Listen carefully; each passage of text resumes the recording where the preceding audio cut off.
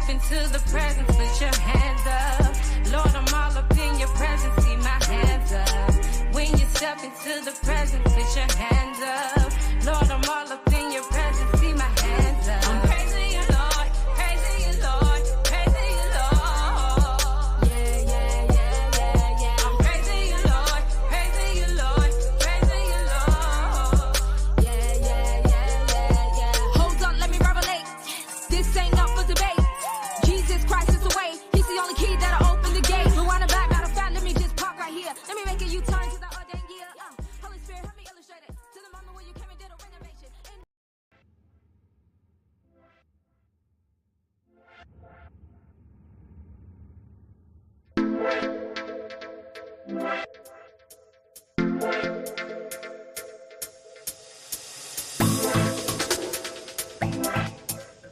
What's going on, family? Thank you so much for tuning in to my show, Unbox Me. That's right, fam. Unbox me. Take me all the way out of your box. Come on, somebody. Listen, I'm just like super excited today. This is going to be a special show. And I have the pleasure and the absolute opportunity to just really have a conversation with my spiritual father, my pastor, Apostle James. And I'm just like, I'm hyped, y'all, because and I'm honored because he took the time out just to come and sit for us to be able to talk. We're gonna have just really some good conversation. You know, I think it's gonna be a few things that some people just really need to hear. You know, we're gonna talk about just different things from men related topics, ministry, and what have you. And I'm just super excited. And so listen, if you are new to tuning in, again, this is your girl Van Williams. I am a minister of the gospel of Jesus Christ. Yes, I listen, I'm a preacher, y'all.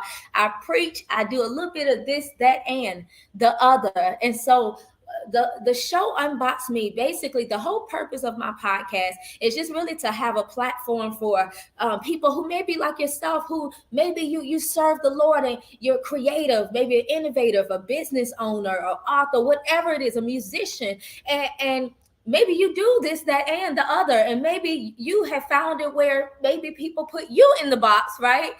And only limit you to just this one thing where there's many facets of who you are. And so my purpose of creating this platform, this podcast, is just to have different conversation for those who are visionaries, who you tired of being put in the box. Come on, somebody. You tired of other people putting you in the box and limited who you are, and you're tired of putting yourself in the box. And so anyway, that's what my podcast is about. That's what my show is about.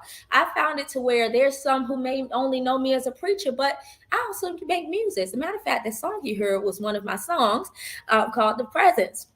And so there's some people who only used to know me from doing music. And so it's hard to see me doing, writing books. It's hard to see me preaching. And so my main goal is just to really show people that you can be, positive and be serving and on fire for God and walk with him for real, for real. That's all I'm going to say.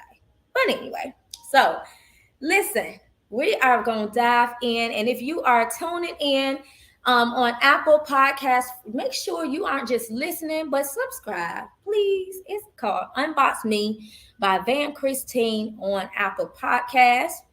And if you're watching this, right, on YouTube right now, and you probably don't see my face, but I'm gonna put on my camera in just a second, and then also introduce my guest in just a moment.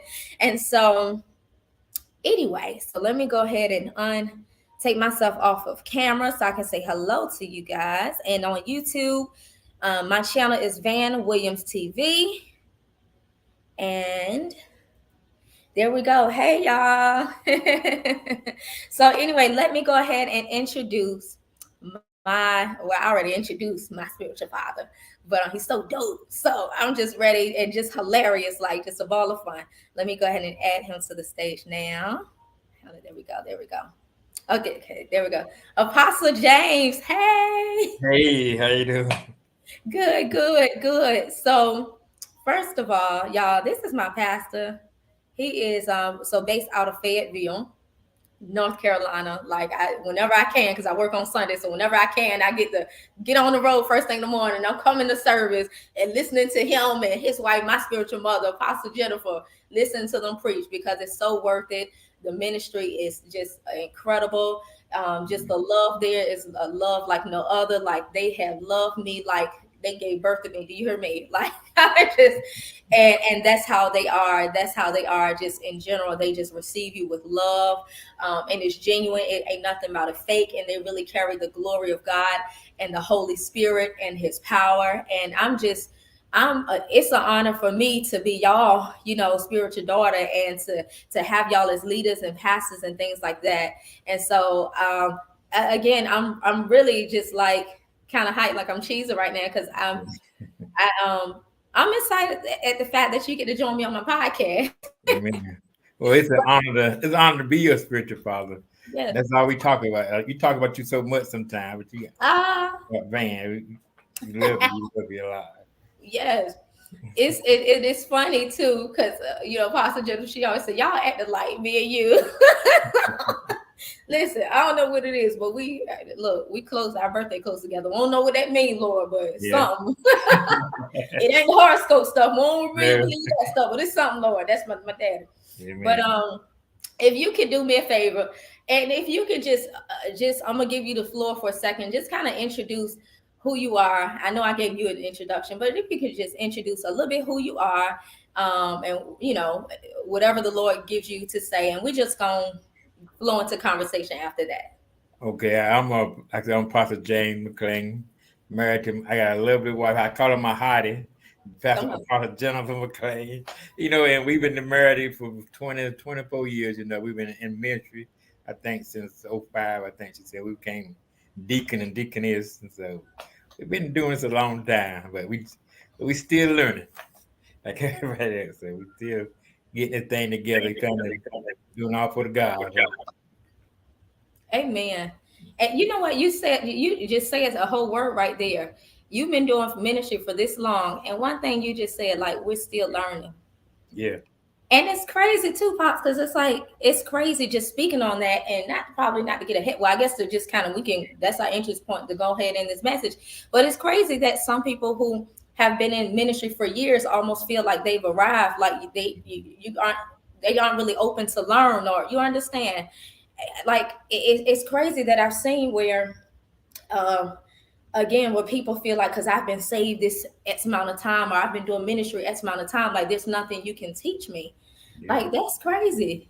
We always say, you're not perfect, and you're not finished until you become an angel, and so we're not angels yet. Right. We're still learning, and we're getting better.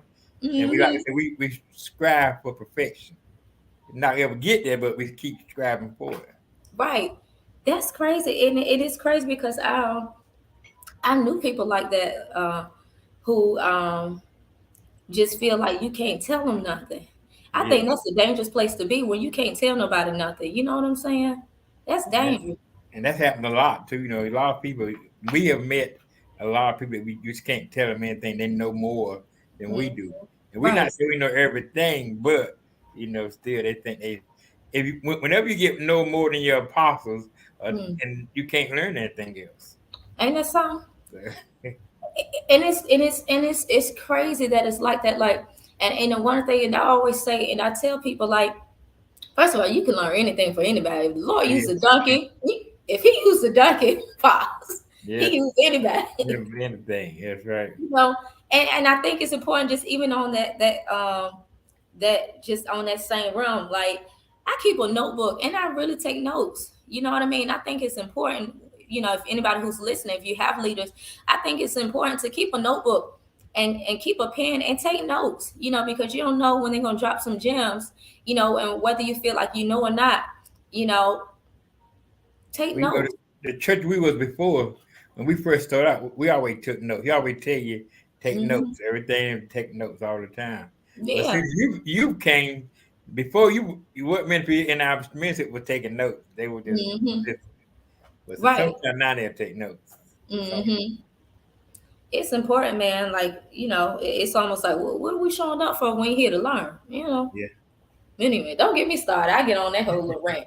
Don't get me started. But I want to talk. So I want to talk about some things with, and I had some little notes here because I want to make sure I hit a few bullet points. But I wanted to talk about just when it comes to, I guess really not so much ministry, but just with men in general. Well, I guess like ministry with men, and one of the things that we can collectively, agree to and notice that it seems like there's most of the time most women, right? Most women you see in the church, and it's crazy because we're seeing a rise of a lot more women preachers and ministers of the gospel and things like that.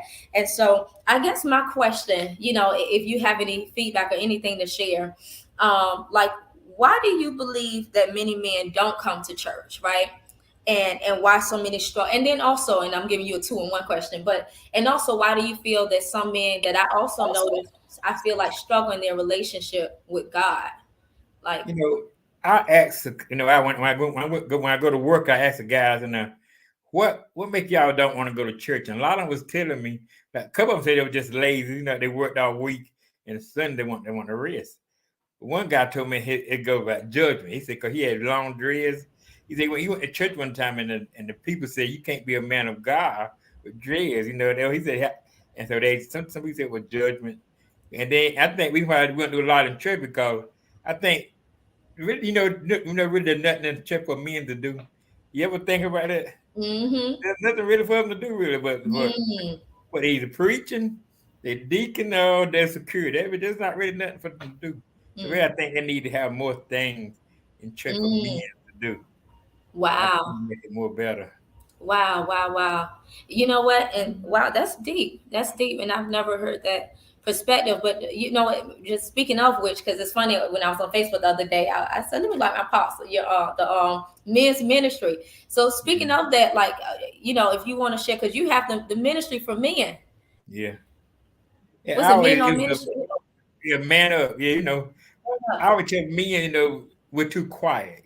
A lion, they can roar. They roar, and hear 9 miles away can hear a lion roar.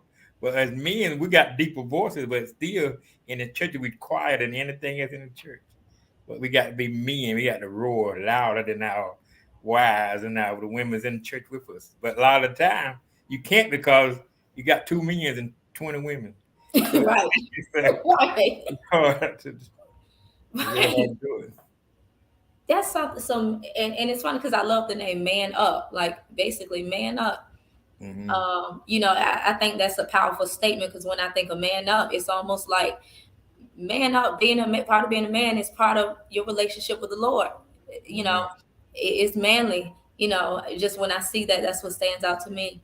But let me ask you, like you said, if there was something else for men to do, and I am curious, like, what are some things that you think would help? I guess like we need to have more, like women have conference all the time. Men don't have men conference. We need to. We need to have conference. We need to have like men's choir. Stuff that men together. I was in the army, right? So now when you got that group of men together, it always helps. The group, army. Because I always say people, army or playing sports helps the young boys become men. Because you got all the men around you, it builds you up. Right. So I think we need to do something like that. But I don't know really. I'm trying to think what this could a man do, but make themselves available. I guess you do something in the church because there's a lot of stuff. Right. Do. So it needs to be just something. It sounds like something that's more targeted for men to get men to come. Yeah.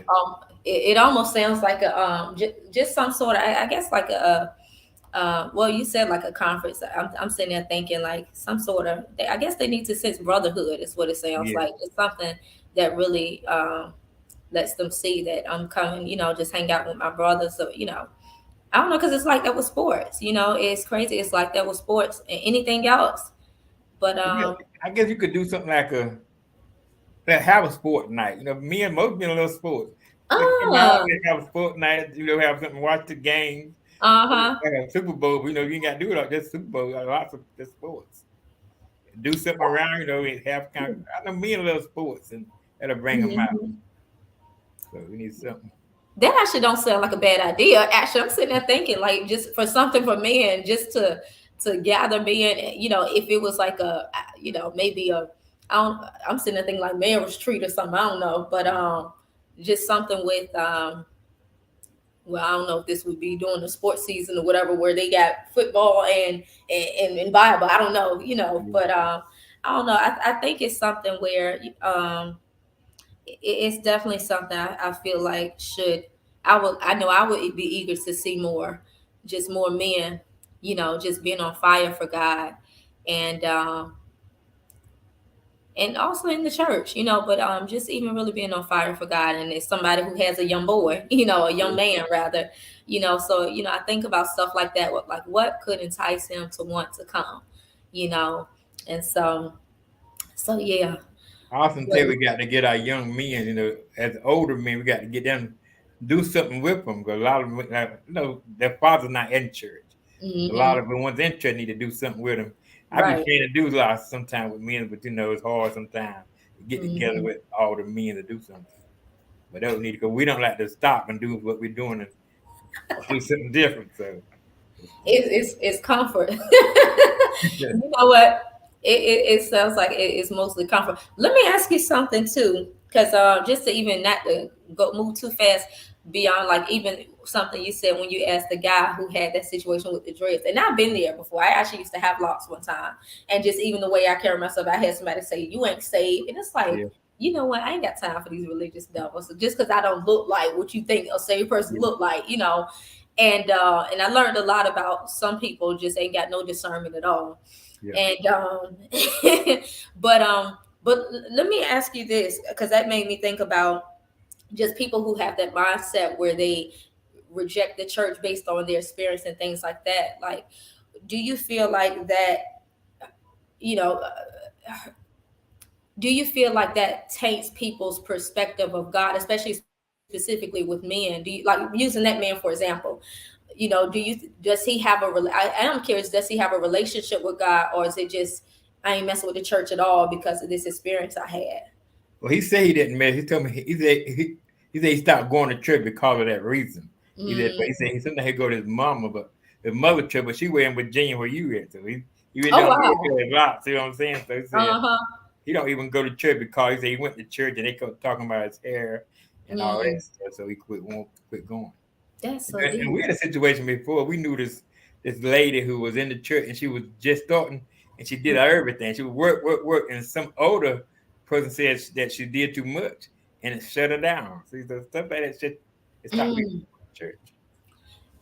It's crazy because it's this person I know, and I won't say their name, but and not even just them, but I noticed just a few people who grew up as PK kids, you know, pastor kids. And a matter of fact, I know somebody who personally mistreated their children because they was always too busy. They never, you know what I'm saying? Their parent was always in the church every day of the week doing this, that, and the other. And and that child grew up bitter, you Yeah. know, and it's crazy where it's like they reject God based off of what they saw their parents do, never having time for them, almost like putting the church doing these things So then, for their family. And that's something, man. That is something. I'm a PK kid and my wife, both of us Oh have been. yeah, y'all, yes. But see what it was, my daddy, he was a preacher, but I was older when he became. I wasn't a child when he became Uh-huh. a preacher. See what I'm saying? I was older. Mm. But obviously it's different too. Like if you a child grew up in the house as a PK kid, you don't get to do anything. You know what I'm saying? Because they keep you tight, and that Mm-hmm. makes you kind of dislike the church because you say, "Well, when I was little, I never got to do anything." Mm-hmm. And that the first thing you blame is the church, Yeah. and It's then God next. That's how we. That's right.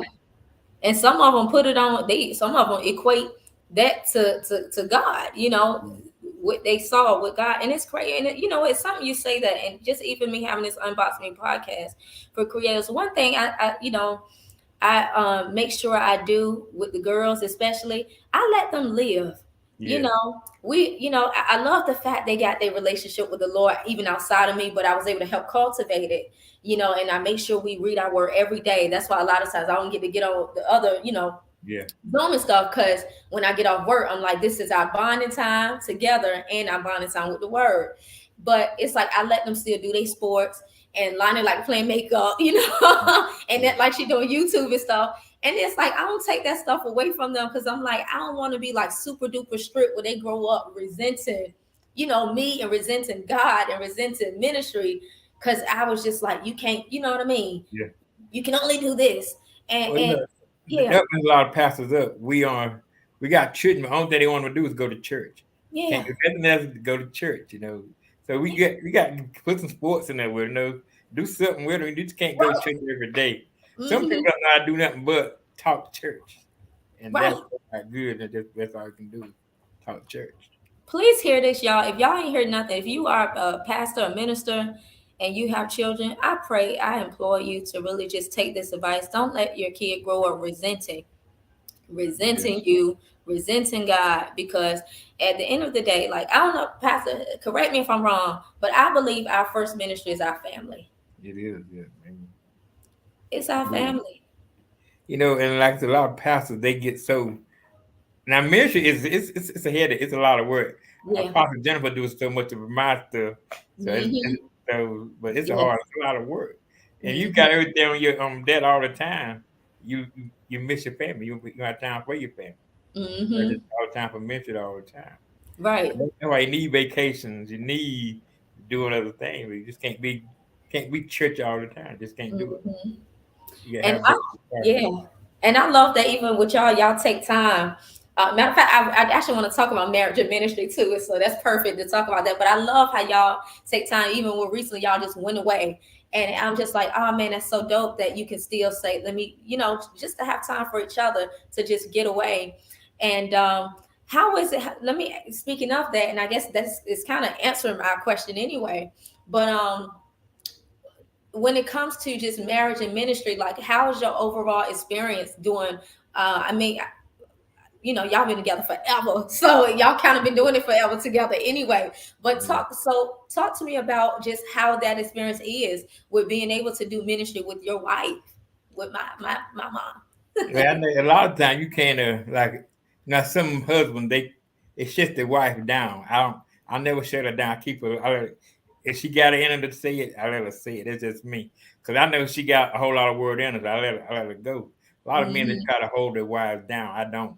You got respect to let her, you know, because she's a woman of God and she knows what she's saying, you know. And a lot of times, you know, I tell her that she's my firecracker. I always say it all the time. She gets me started. She gets me started. And that's how she does. Apostle, my first memory of meeting you, the very first time before I officially connected with y'all, when through those other mutual people when I first met y'all, my first memory of meeting you, and I said, I like them. But you was like, the way you looked and stared down Apostle Jennifer was just beautiful. First of all, y'all, I watched how you looked at your wife. And I just say, that is beautiful. It was like you looked at her with you look at her with so much admiration. But then you said, that's what you said, this is my firecracker. Like, you get excited when it's like it excites you when you see her go in for God. And that is powerful, y'all. And if y'all don't hear nothing else, this man just still in love with his wife, and even seeing her, he gets even more excited and pumped up in hype, watching her be on fire for God. Ooh, that thing blessed me. That blessed me. I never forgot that. It was like you said, that's my firecracker. And I was like, yeah. Yeah, sometimes she don't like me to say stuff about her. She starts the fire and I keep it burning. You know, I love it. You know what we say all the time. Yeah. Yes. Now we do good together because I think we respect each other. Yes. What each other had to say. I respect what she had to say. She respect what I had to say. That's how that's why we keep it going, because we don't count each other little than each other. We count each other as equal. I never think of she's smaller than I am. You know? Yes. That's how we got it. It's so cool because even the way y'all flow together so well, like even just some of the ministry, you know, some of the messages, even recently, just how both of you can get up there, you know, at the podium, and both of y'all flow well together. And I don't think I've ever seen anything like that, where you just mesh so well together that both of you could just flow so like smooth. And that's powerful. Just the connection y'all have. It's almost like she going, and then you can pick right back up from her, and vice versa, and vice versa. And it's just a beautiful thing. And yeah, but you said firecracker. I say I love it. Listen, you like she get up there be preaching that word. She goes. I told her one time before. I said, "You like a little girl waiting to jump in the rope. She's sitting back waiting." Yeah. Look, matter of fact, quick plug. Matter of fact, y'all, if y'all watching, let me put this on the screen where you can connect with the ministry. So, y'all, my apostles, Apostle James and Jennifer. The ministry is Flame of Fire Outreach Ministries International. You can connect and watch the ministry, the worship services, and the foundational teachings. You can connect on YouTube and Facebook. Their YouTube channel and Facebook page is Flame of Fire Ministries. So make sure y'all like and subscribe to both platforms. And every single Sunday, y'all, just FY 9 a.m., Apostle Jennifer does the foundational teachings. And just like Apostle said, like we testified, she listen, just bless me, bless my whole soul. I said when I hear her preach, I said when I first heard her preach, and even when I hear her now, I get excited. I say it's almost like I see a hammer in the realm of the spirit, and that hammer say bow, and she just listen. Yeah. I say all the demons flying away. That's why we do so good together. Because I tell she's the fire. But she's the fire. And you come with the word, and you give you have a way of being able to make it make sense for people, even with prayer, because that's mostly. And I love your message, like you even your passion behind prayer,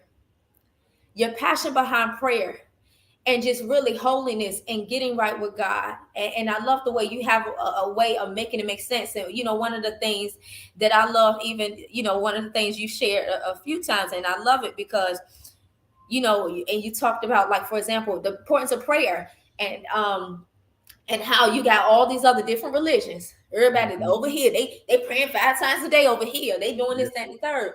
But why is it as Christians, we Christ followers, why we at like we, not us, but why most of them act like they can't pray? And you got everybody else praying. They'll pray one time, but everybody's praying 5. They pray 5. And sometimes 7. You know what I'm saying? Because I used to be in the false religion as a Muslim. Sometimes we do 7 times a day. Yeah, they be praying. Yeah. It's something that, but y'all definitely connect Flame of Fire Outreach Ministry. But speaking of which, because we talked about marriage and ministry, so let me ask you, what is your what's your feedback and your advice to someone who's in a dating space, right? Where maybe the one person is in ministry, they're leader in ministry, but the other person is not. What's your feedback and or advice for that person? Well, I'm saying, like, if the person who in ministry, if the other guy is, you shouldn't try to push him into doing it. You know what I'm saying? Let her, she, or him take their time and get into it. Because if you push him into it, if it don't go right, first thing go wrong, they'll say, "Well, you did this to me." See what I'm saying? You let them do it, because as a ministry, it's not hard. It's not easy all the time. Right. So once you push them in that, they're gonna blame you for it. So I think just let them gradually get it. If it's a man, if a woman doing it, eventually man, we'll get jealous and we'll do it. We don't try to do it too much. You know what I'm saying? So we see you doing it, we're gonna join you. I got you. And we see you doing it, and it's affecting you in different ways. And within whisper, I like what they're doing to her. So I want to join too. That's how they eventually join too. That's you can't never force them into it. But don't force them. You got to expect them where they at. Okay. That's respectable. Okay, I got you. Okay. All right, I hear you, Pops. I hear you. All right. Okay. So that's the advice for us, for single women and men who might be in ministry, and maybe who they ain't there. So that's the feedback. Okay. So that was good. But okay. You gotta keep showing them good things. If they keep seeing, as a man, we keep seeing good things, we're gonna join. I always tell you, I know the pastor said, "Look, ladies, if you got a husband and wife that don't go to church or don't go to church, keep going to church. Get dressed up, looking good, go to church. Eventually, Okay. say, where's she going all day? He gonna go too. See what I'm saying? Right, right. Okay, so that's the key, y'all. Yeah. So that's the key. Keep going, keep doing it, keep being well.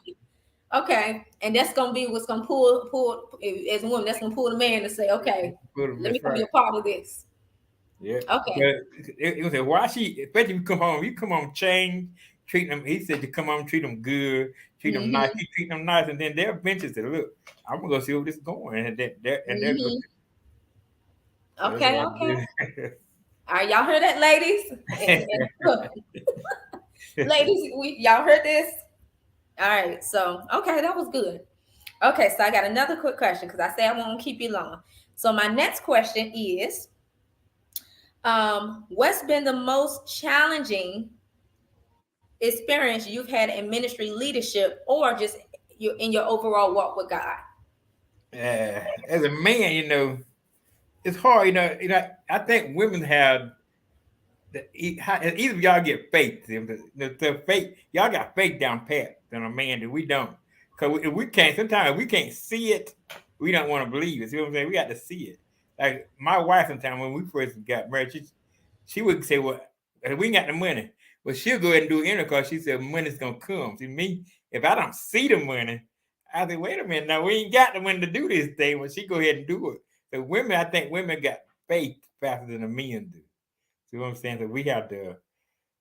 That's probably one of the challenging things is learning how to have faith, and waiting on God to do things for you, until you're doing it for yourself. See, so we used to doing things for ourselves. That is so powerful, and I feel like that kind of answered something for me, because just something I never really talked about or anything. I don't know that I would share on air right now, but I was like, just me, like normally, and by faith, I'll just believe God is gonna provide X, Y, and Z.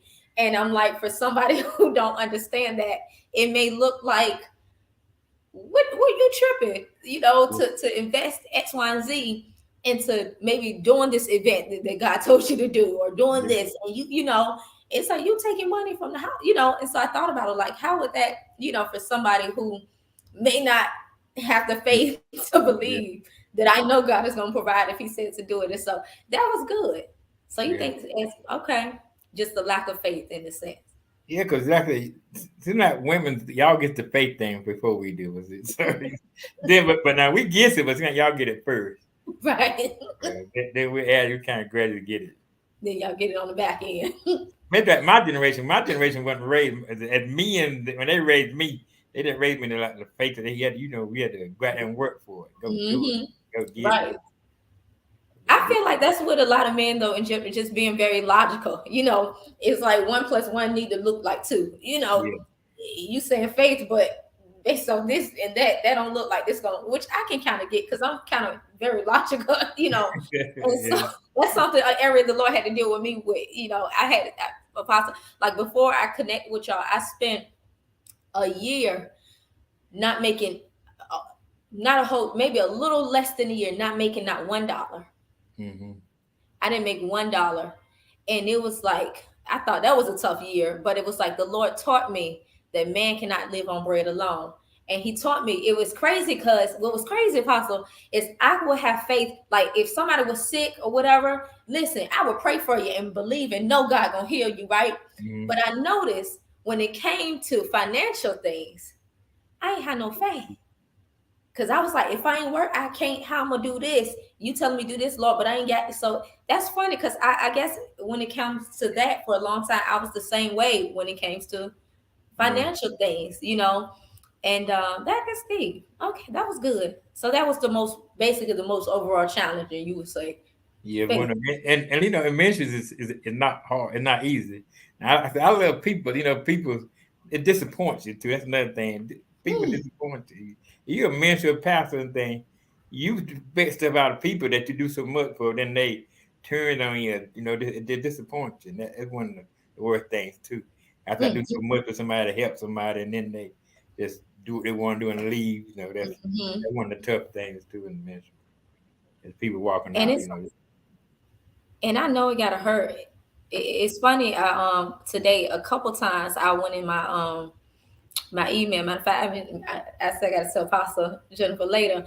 But a couple times today, this person name came up twice today. I went in my email, a person who no longer connected, just left for the ministry. And I just happened to go in my email, and all of a sudden I just happened to come across an old email with them. And then early today, I just happened to see their name just going through my calendar. It was just so random. And so as you say that, I'm like, I just saw somebody who just left, and I was just thinking like, man, that's crazy, to be, and as we saying this, y'all, maybe if you can't relate, it ain't just, when you build a relationship with somebody, and somebody just up and leave with no reason as to why, and sometimes, and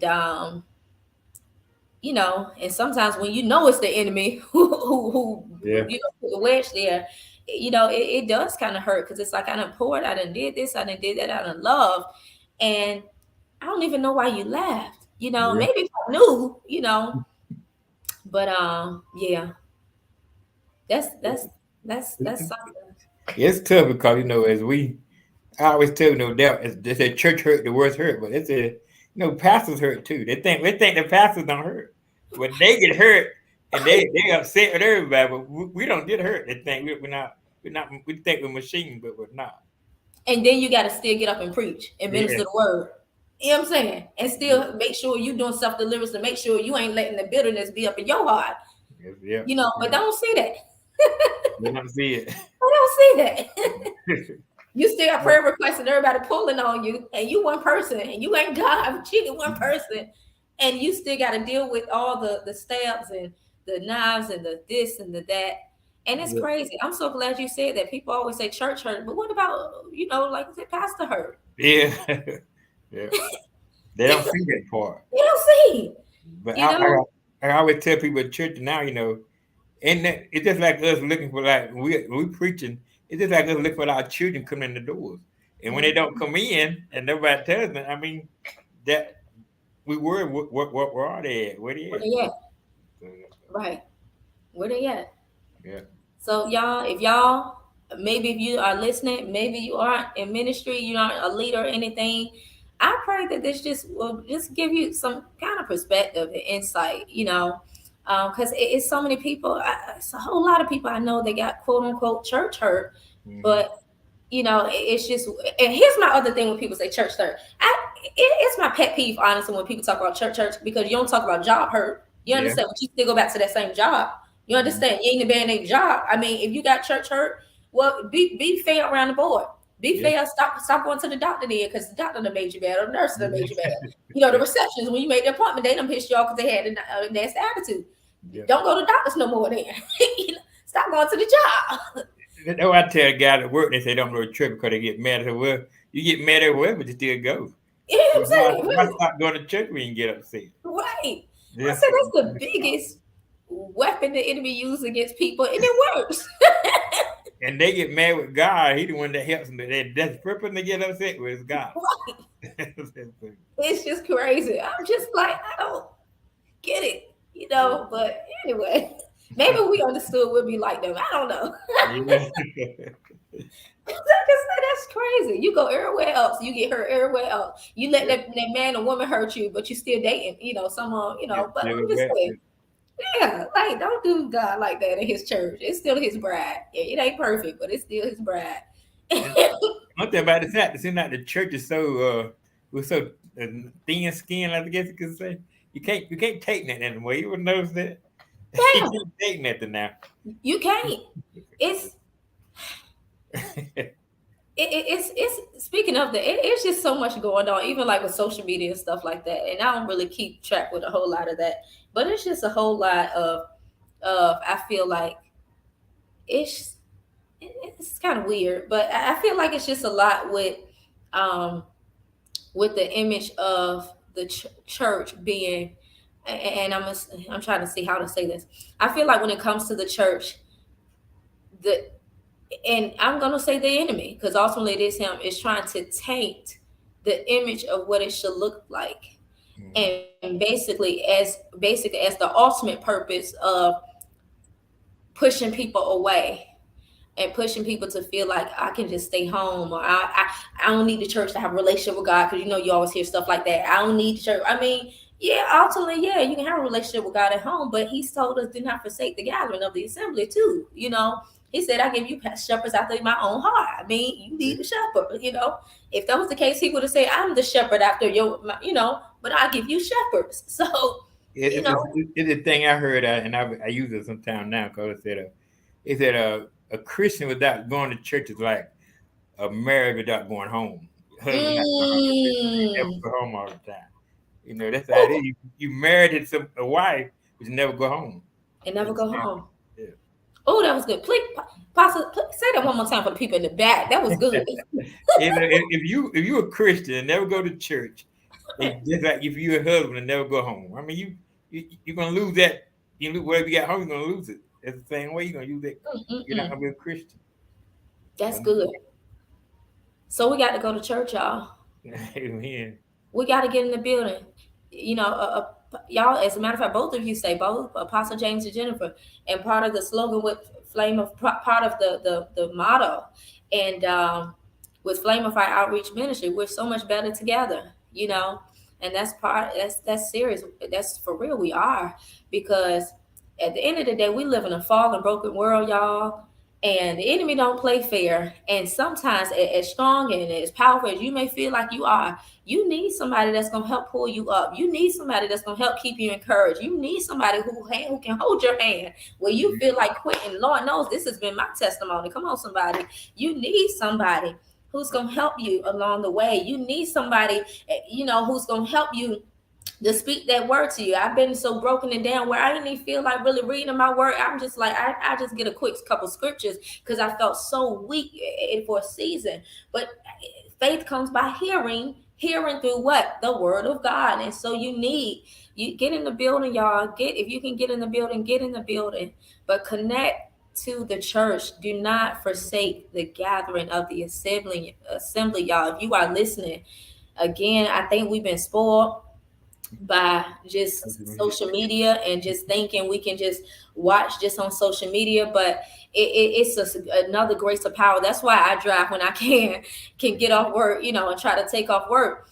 That's why I drive those 3 hours to come and be in the building, because it's a difference in the building than it is watching online, y'all. I'm telling you what I know. Some of you may need, we all need deliverance, but just a certain level of deliverance where again, you may get a great word from the house, but the way that the Holy Spirit and angelic, maybe angels encamp in that church, in that building, in that setting, that just with the glory of God being in that setting, you coming in that atmosphere may bring healing to your body. You coming into that atmosphere, the Lord may touch and deliver you or speak to you or whatever the case, but it's a difference. Get in the building, y'all. I know this message, I just feel that somebody needed to hear that. And I pray that you won't delay another day in Jesus' name. I ain't mean to rhyme, but I do that sometimes. Way too much. But anyway, Apostle, like I said, I ain't gonna keep you up here too long, but I do have a question. So again, I ask this to any guest that I bring on. So again, the title of my show is Unbox Me. I kind of said in a little bit in the beginning as to why I created Unbox Me, and for me, what Unbox Me means to me. So my question to you, Apostle James, when you hear Unbox Me, what does that mean to you? Like, let me out loose. Like if you're in a box, you're gonna do so much. You can't do. You're in a box. You're out the box. You can do everything. You can pray. You can do everything. You can do for anything for God. But you're in that box. You can't do nothing. For all they do is just for that box that you go. You got a 5-foot box. That's all you can go. 5 foot. But if you unbox, it means you're free.